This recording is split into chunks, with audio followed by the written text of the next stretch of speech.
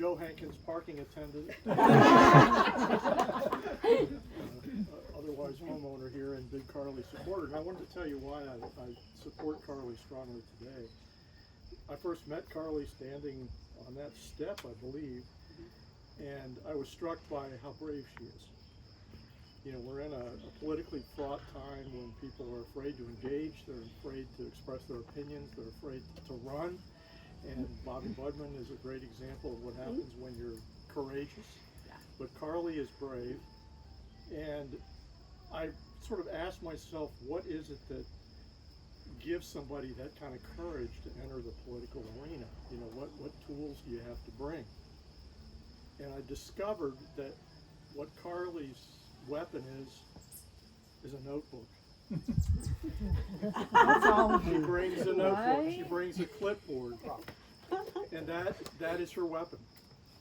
Carleigh's not a quick talker, she's a quick listener, which is what we need. And Carleigh famously is not using social media to communicate, but I'm visualizing why, because I think a TikTok video of Carleigh standing there with her clipboard listening might go viral or it might not. That's the social media. We have other candidates who can't wait to leave an event like this and send a video from the front seat of their car. That's not what Carleigh's doing. So she's a listener, she will pay attention to us. Down the road, a couple more meetings. I spent way too much time this winter reading about the Depression and Herbert Hoover and you know, concerns about the economy and trying to educate myself. And I thought, well, that'd be a good conversation starter with Carleigh.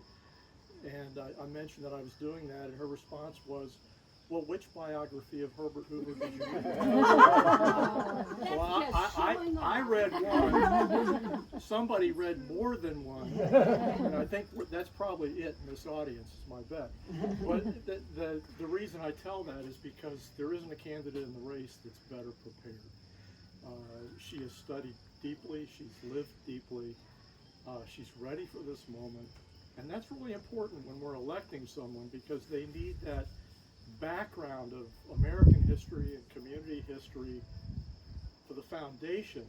But as fast as things are changing today, you need that knowledge to help make decisions on matters that we can't even anticipate. And that's the kind of person we want to send. And the third thing I think is, you know, there's an old military truism that if you're in a losing position, don't fortify it. And where we are with the Democratic Party today is we're fortifying losing positions too often.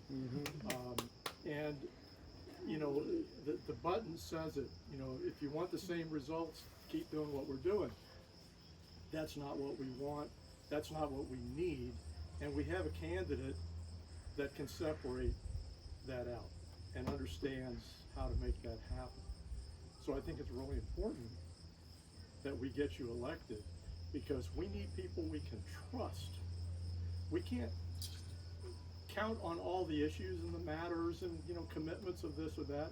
We need to put somebody in elected office that we can trust to make decisions that are right for us, right for our communities, right for our nation. I trust Carleigh. I trust her. And that's the most important thing. So please vote for Carleigh. I'll be voting.